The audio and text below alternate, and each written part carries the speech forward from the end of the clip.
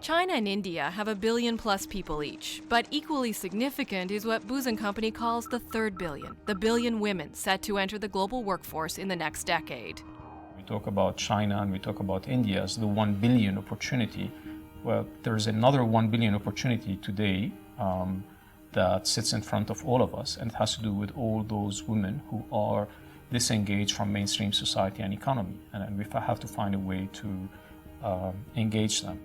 Even small increases in empowering women can lead to dramatic economic and social benefits. Government and business leaders need to start paying attention because they are missing a powerful engine for social and economic growth. To look at what needs to happen and understand the impact of empowering more women workers, Booz & Company created the Third Billion Index, ranking 128 countries.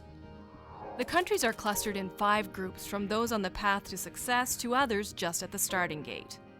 This data provides real insights into what works, and it proves that the impact of empowering women is exponential to the investment it takes. Empowering women creates a powerful ripple effect that improves GDP, literacy, education, and even lowers infant mortality. The bottom line, if governments and companies make the right decisions and investments, it will change the world, one woman at a time. That's the idea in 90 seconds.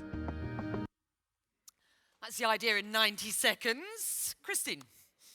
Yeah, good morning. First of all, I'm really gladful and thankful for being invited to this great session today as a co-author of the study. Let me share with you a few more aspects, a few more data, what we found out. As outlined in the film, India and China, both countries do have about 1 billion people each. What our analysis found out was that there is a third billion out there, a third billion of women. And those women, they will join mainstream societies and mainstream economies over the next decade as consumers, as employees, or in some cases, and I think that's quite important, also as business leaders. What we found out in our study is, and we really tried to look at the study into a very economic way of thinking, because talking about women, we hear this all the time. We tried to link in the study really economic effects and economic data to it. We found out that the empowerment of women really has a great impact, specifically on factors like GDP. To make it a bit more precise, let's take the example of the UK. We found out that about in the next decade or so, there is a GDP growth potential of about 5% of additional GDP growth. Let's take another country, really at the other end of the scale, like Argentina. Here our predictions are that we have an untapped GDP potential, growth potential of about 12%. This is extremely massive numbers, and we need to try to tap into those potential pools. In the context of the study, we analyzed about 128 countries, and we ranked those countries according to their ability to empower women. Let me briefly share with you the top performers, because I think it's always quite important to learn from them. Australia ranked number 1, Norway ranked number 2, and Sweden number 3. Let me also share with you the UK performance. UK is on rank 13, so still a small way to go, but not too bad.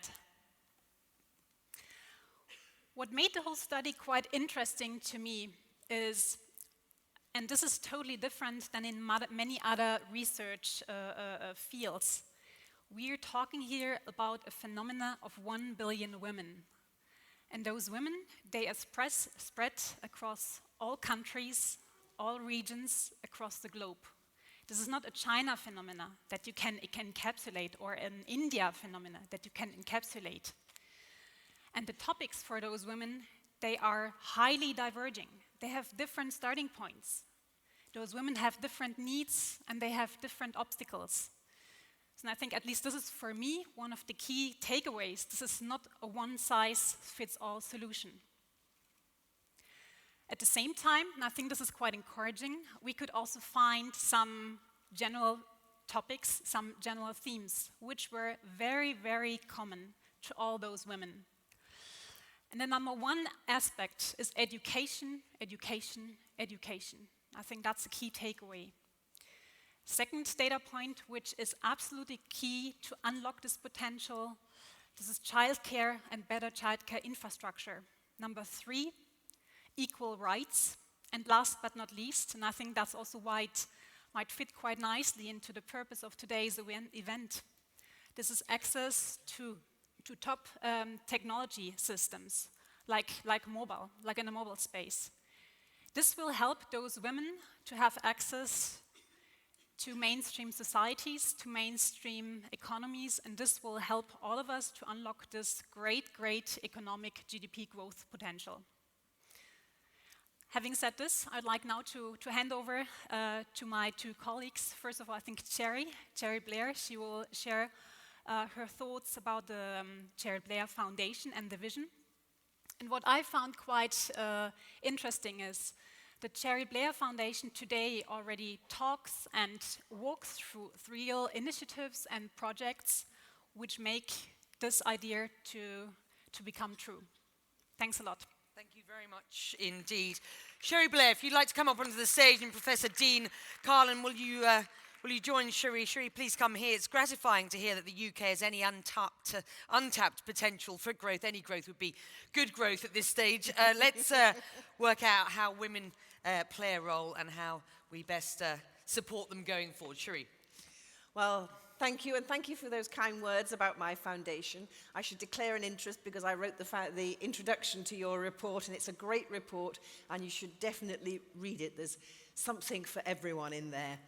I'm so delighted to be here in this wonderful conference, particularly because there's so many partners with my foundation here. I know obviously the Vodafone Foundation, but I can see USAID, Qualcomm, and indeed the GSMA. So I'm sure there are others I haven't seen yet, but I'm really delighted to be here with you.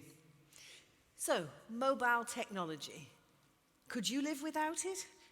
Absolutely not. It affects every aspect of our life, the way we communicate, how we conduct business, how we socialize. Actually, it's about what we're able to do. And so we are here today to talk about how we can harness the power of mobile technology for the benefit of everybody in the planet. Mobile technology has gone beyond just personal communication. It's actually a tool for economic growth. And the link is clear, whether in increased economic activity, in additional government revenues, in foreign investment, or in jobs. A study by Deloitte and the GSMA, for example, said that a 10% expansion in mobile penetration increases productivity in the long run by a 4.2 percentage points in developing countries. How? Well, it does it by making it easier to access crucial information, or helping find customers and suppliers, or just reducing the time and cost of financial transactions through mobile banking. But perhaps the most striking thing about mobile technology is the evidence that it is the poorest, those at the bottom of the pyramid, who have the most to gain economically from their access to mobile phones. And frankly, in most societies around the world, that means we're talking about women. When I left number 10 Downing Street with my husband leaving as Prime Minister, I'd already met around the world some incredibly inspiring women who, against the odds, had struggled and set up businesses, but they still needed additional support. And I saw too for myself the benefit that having your own money, that financial independence brings you. Women who earn their own money have more say in their households and in their communities. And it doesn't just benefit the women themselves, it benefits their families when they scale up their income, and it benefits their economies when they're able to hire more employees. So we did a lot of research over the last few years about how we can use technology, and particularly mobile technology, in emerging economies. And what we've discovered is that mobiles can address many business challenges, particularly those of women. And as a result, we've developed some fantastic transformational projects with partner organizations. And I think we have a video about one we've done just recently with the Vodafone Foundation. Is that right?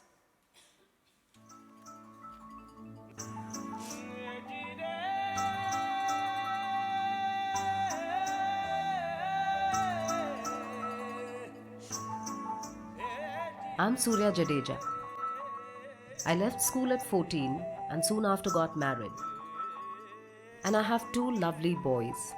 To support our family, my husband had to leave the village and find work in the city. Twice a week, I make a long and tiring journey to the Rudy warehouse to bring back food to sell to my family and friends in the village. The first time I go to place my order, and the second time I go back to collect my supplies. Sometimes the journey can take up to 7 hours. Sometimes I have to leave without everything I need. I joined the Rudy network managed by Seva, which helps women like me become more independent and earn a better living.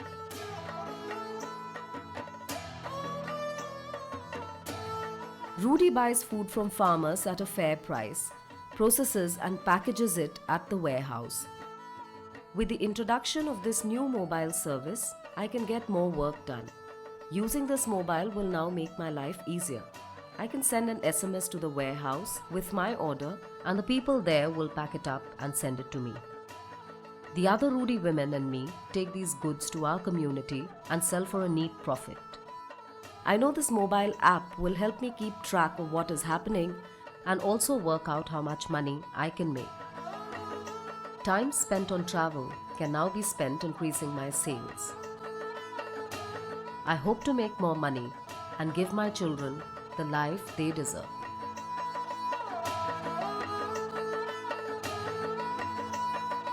Now, the future looks brighter.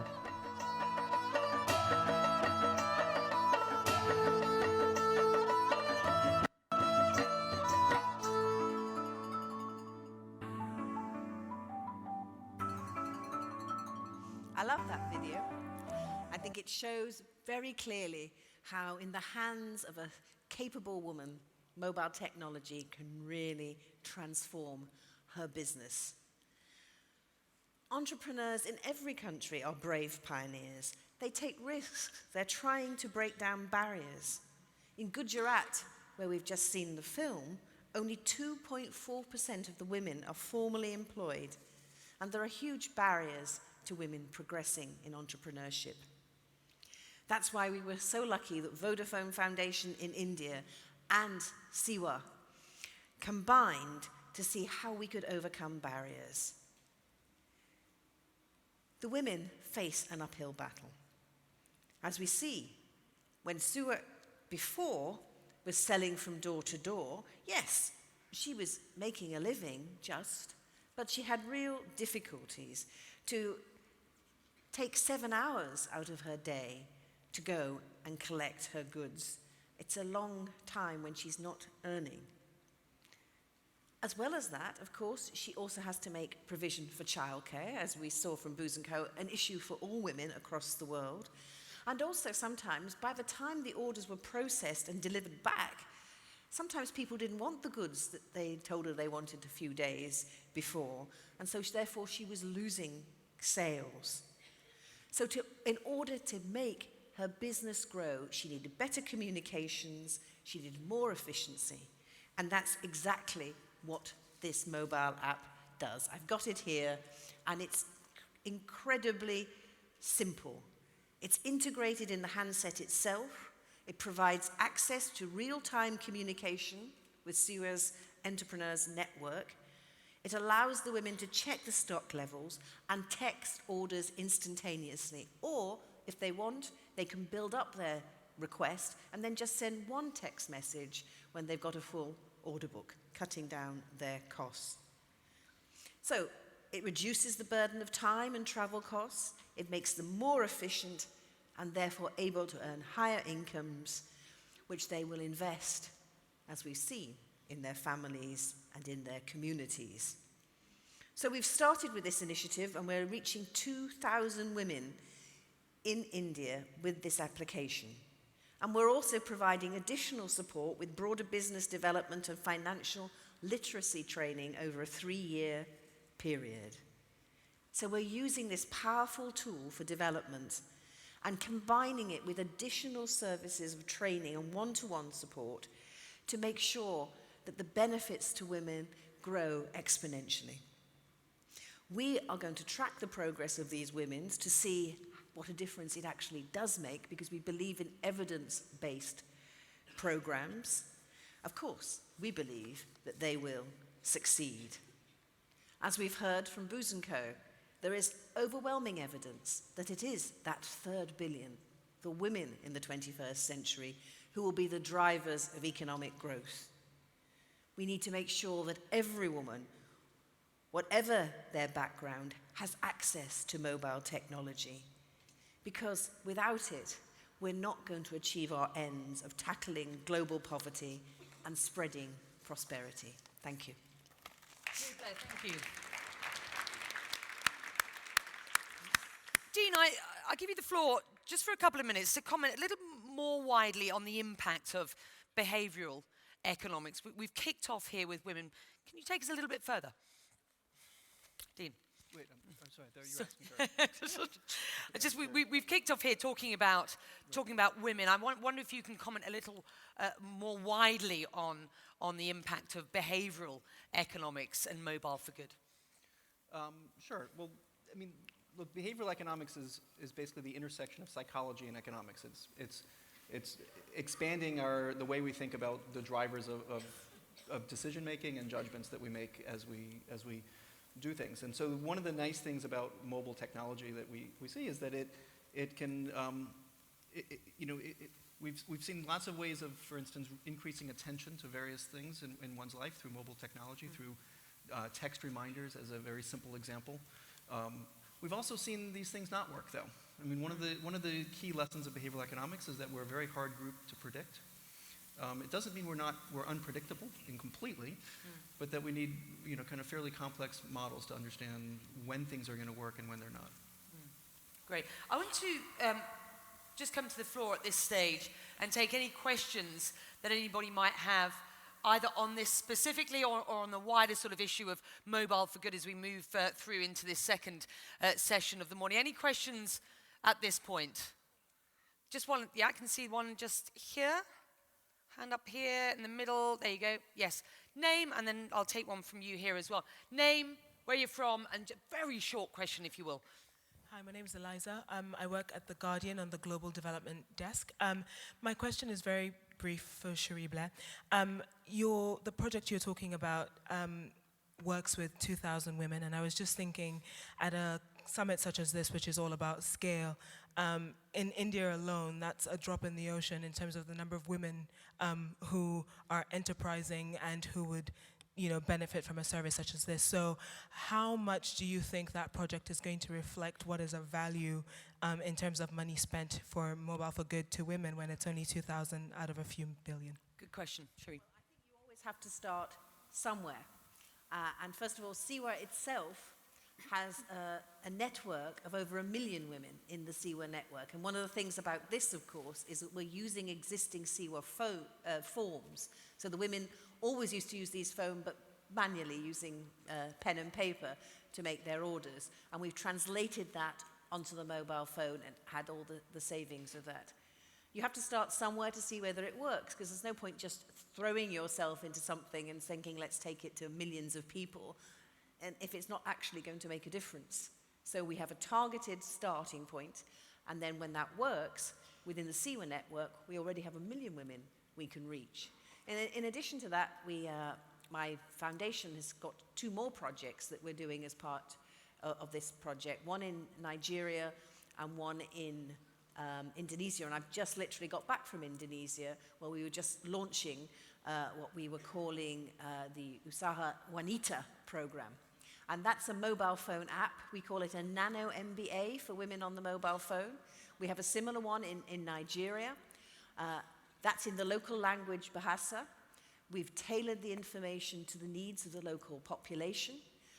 And it's about how you can, as a businesswoman, grow and expand your business. Now, there's real potential there for that to go to other markets, for sure. But before we rush in to throwing these apps around, we want to make sure that we prove the concept. So I don't apologize for starting in India with 2,000 women. At the moment, our Nigerian app, which has been going for 3 months, has reached 15,000 women, and we're putting on 200 extra women a day.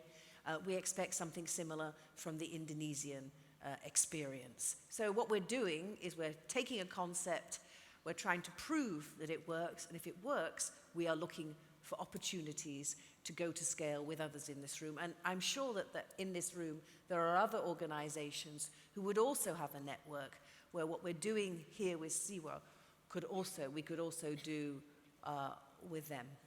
Thank you. Question here. Thank you very much to the panel members. Can everybody hear me okay? Keep the microphone up. Yep, you're on. Okay, thank you very much. Thank you to all the panel members. I'll be very brief. My name is Gillian Slinger. I'm presently working with the United Nations Population Fund in New York, part of the United Nations structure, and with a remit specifically to women's health, maternal health, and they lead the campaign to end fistula. And it's my job as the coordinator of the global campaign to end fistula to ensure that the fistula activities move forward. My comment is just to add to the important factors that our panel drew up about. In order to have healthy economies, we must have healthy childcare, healthy rights, healthy access to technology. I would humbly add to that in order to have healthy technologies, we must have healthy mothers as well as healthy children. And a key entry point for Millennium Development Goal 5 to improve global maternal health is through obstetric fistula. And my question to the panel is, obstetric fistula and high areas of maternal mortality invariably affect the most marginalized, poorest communities of women, the women who have the least decisional power, the most disadvantaged, least access to education. How do you think that mobile technology can reach out to help those most vulnerable women in those challenging circumstances? Thank you. Very good question. Let me just add a question here as well. There are parallels, of course, to sort of social transformation in the Arab region, as I listened to the case studies here this morning, where the drip of technology into the cracks has effectively sort of transformed the way that people are thinking and groups are acting and societies are operating. So added to that question, do you think, panelists, that technology really can reach groups who are disenfranchised from society the way that governments cannot? And some good examples of that would be great. Cherie. Well, the whole GSMA and Women program started with a report that my foundation did jointly with GSMA, which looked at the gender gap in access to mobile phones. And it looked at mobile phone applications that were working across the world. And many of them were actually working with illiterate women. In fact, Siwa itself spoke at the launch of that program that we did with Hillary Clinton in the State Department and explained how they could get illiterate women to order their supplies, not because they could read and write, but because there were symbols on the phone that they knew if they pressed that button, it went to this seed supplier, and if they pressed another button, it went to another seed supplier. The other thing, and I noticed this myself just in Indonesia this week, is that women, if they have something they want to use, will learn how to use it. And many women, we saw in our research, have used the desire to use text messaging on the mobile phone has actually helped them either revive literacy skills which they may have had at school but have lost because they had nothing to use them on, or even to teach themselves things like English. Now, I said in Indonesia we had this, it's in Bahasa. Now, I can't speak Bahasa, I know nothing about Bahasa, and the phone they gave me was all in Bahasa. Nevertheless, even I can kind of work out what was going on. And everyone will tell you I'm useless at languages. And I think that resourceful women, it's amazing what they can do. So yes, this can help women at the bottom of the pyramid. Obviously, if you're literate, obviously, if you have access to smartphones and computers, you can do more. But even the most basic $20 mobile handset and simple text messaging can provide the benefits of automation and technology to the poorest in the world. One additional thought, because I think your question was more than valid, because I think it's quite common that typically there is a very high correlation where the very big problems lie in segments which are totally discriminated and which simply do not have a voice, where they don't have stakeholders that step up and that strike, so to say, for their rights. Our thought, or my personal thought on that is, both initiatives like the foundation, but also studies like the one that we just completed, helps to link concrete numbers to this question. I mean, what I observed in the last couple of days and weeks, I mean, once you start talking about GDP impact, once you start talking about socio-demographic impacts, and once you start to link really numbers to the phenomena, people start to listen. Governments start to listen, large corporations start to listen, and then all of a sudden you have stakeholders who can make a difference. And definitely mobile technology can play a very, very important role in this whole thing, to give them voice. So, I don't mean to sound negative, but I think technology is getting a little bit too much credit here and not giving enough credit to the human element of this whole process. Sorry. The human element. It's kind of like looking at the eradication of diseases in the American South in the 19th century and attributing it to railroads. I'm sure railroads were somehow good for getting medicine down there, and I don't know, I'm not a historian, but I'm sure there's some link you could make about it being helpful, but it required a lot more than getting railroads in order to deal with some of the epidemics that were going on in the South and in America. So, you know, a lot of the things you were describing, for instance, you know, technology was just one piece of that. There was a huge human component to the design of those programs, program officers on the ground working with women. And I would hesitate to put too much weight on the technology side as rather than just kind of this thing that helped make it work better. But the heart of what was making that work had probably a lot more to do with the design of the program, the understanding of the people, and, you know, going to your example of fistula, I can't imagine that that's going to be solved through mobile phones. It's not to say that mobile phones might not provide some benefit along the way, but that's a side story. Well, I wouldn't disagree with that, and that's why in answer to the question from The Guardian, I'm saying you shouldn't just discount 2000, because what we're actually doing, you know, you could design something general, but if it's very general and doesn't really provide what people want and need, then you're not actually going to make an impact. And that's why you have to make sure that you are targeting what you're doing very closely. I look back at my life, and I first became sort of a techie in the late 1980s. And why? Because my chambers went from an ordinary system where the clerk used to enter all our fees manually by hand and would calculate everything like that. And then they bought an account software package, and it came with a word processing package. And I was the woman in chambers, so they thought I must know how to use that. Now, the fact is that actually that transformation from writing everything out longhand did actually lead to a transformation in the way we do business in the law, for sure. And I see a sort of parallel with these little forms, which they were using already. But there were a lot of attempts at that time to break into the legal market, and particularly to the bar, because barristers are different from solicitors. We're a much smaller market.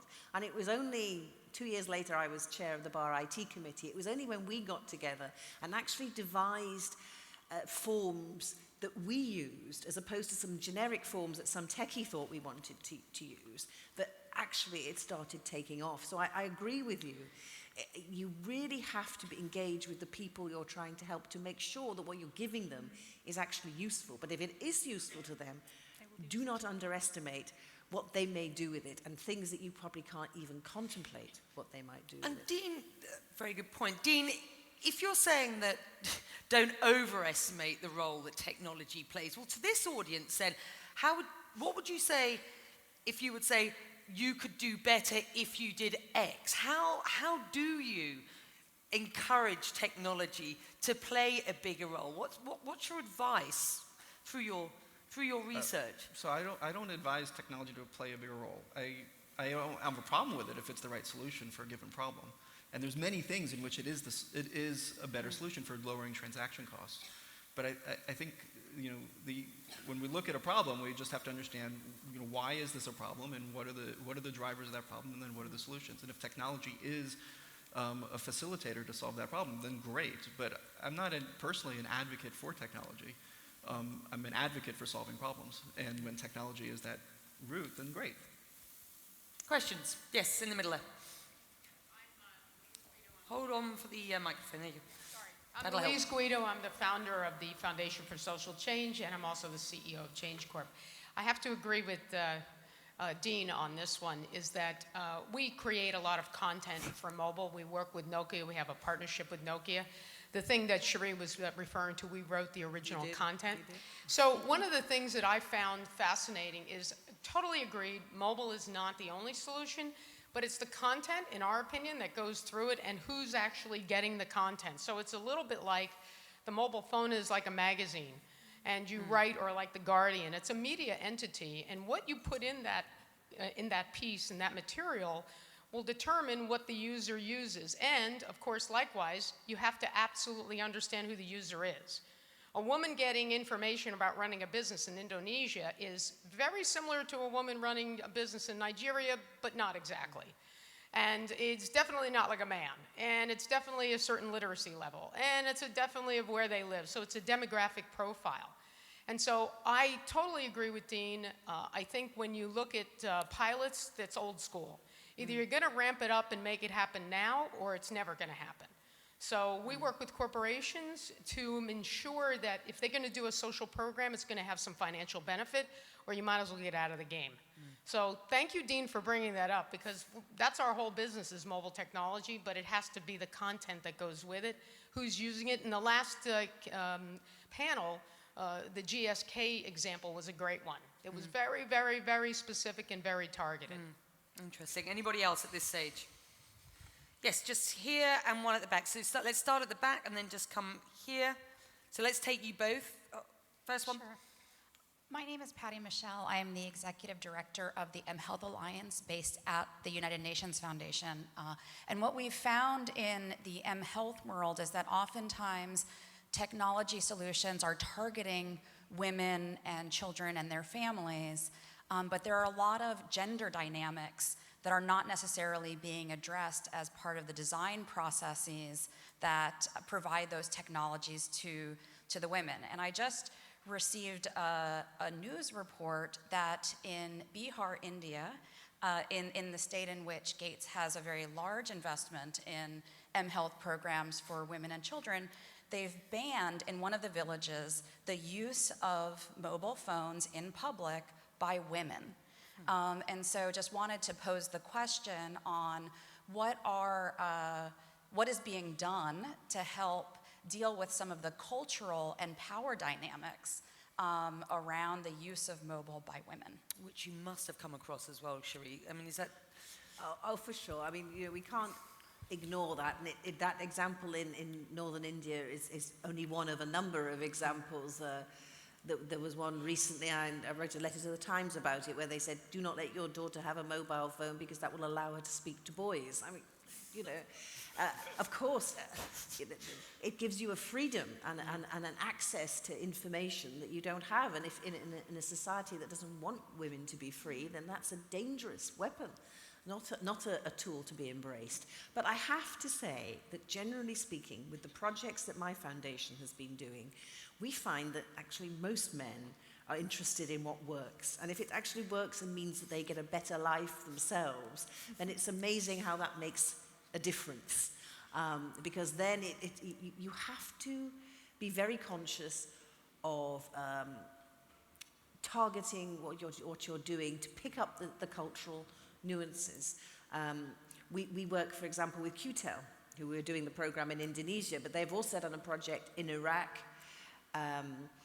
And there, they are very careful to market their services as a way of actually, this is a way, they call it diamond. You know, the woman is the diamond in your home.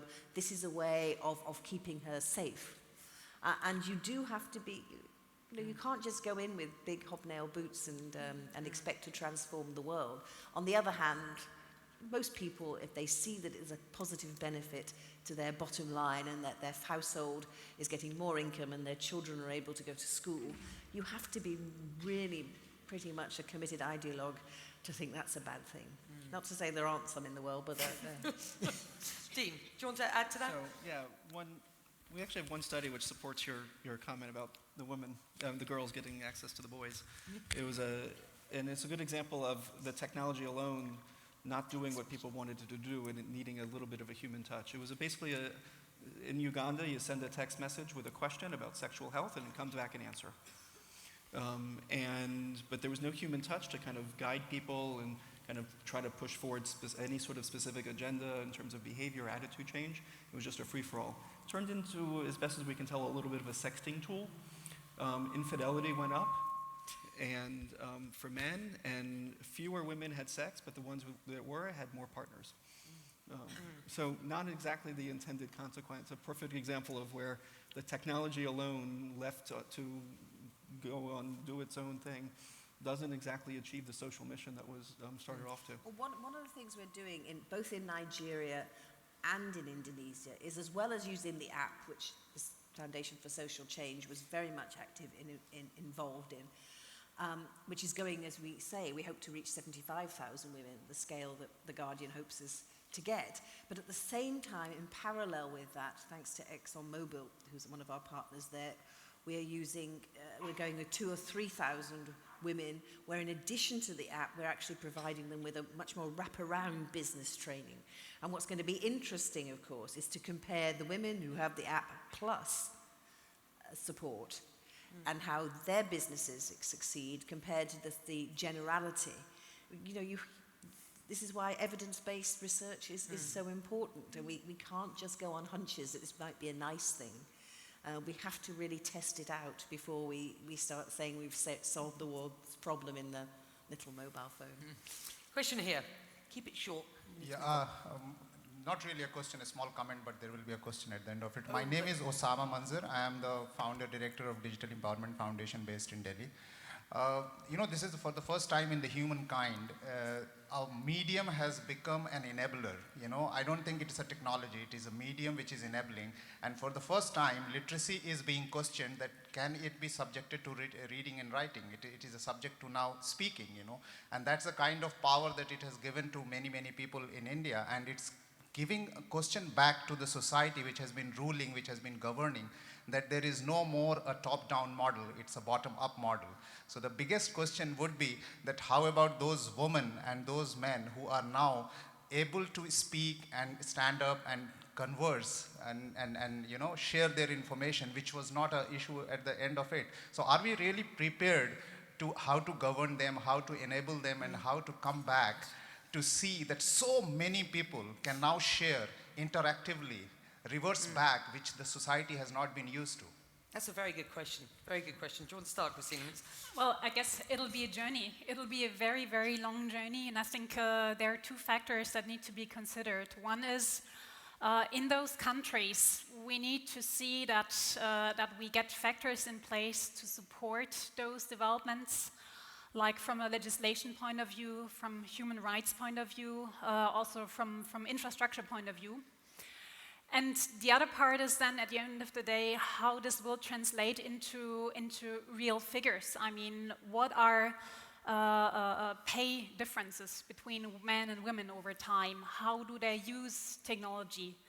So I think really looking at both sides between circumstances that can be offered by governments, by corporations, and the real effects, but a few years later down the road. But I think it will be a journey, and we won't have the answer within a few months. Do you see a bottom-up sort of model developing in the developing world specifically, Dean? at this point as a result of sort of the acquired literacy that's come with at least SMSing and texting?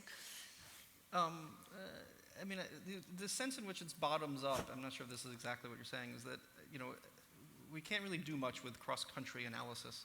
That we do have to go to the ground and set up clean tests to figure out what's actually working and what's not.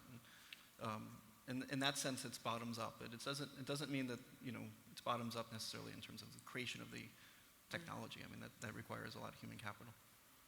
How much work do you do with governments, Cherie, in the countries that you're working in with your projects? And what is their reaction? I mean, how engaged are they? Well, we definitely see it as a tripartite process. So we work with the private sector, we work with local NGOs, and we also try and get a government buy-in as well. And I think in general, governments are very interested in how they can make this mobile technology work. But there are big issues about this.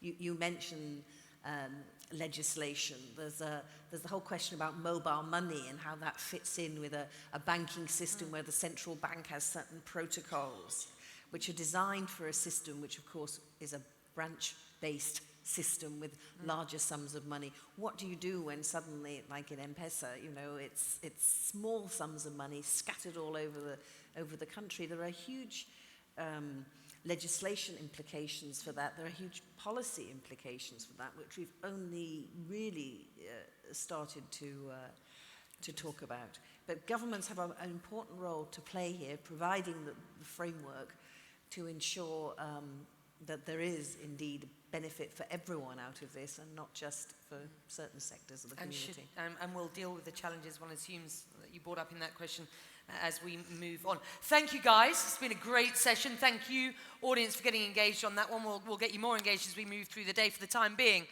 all of you.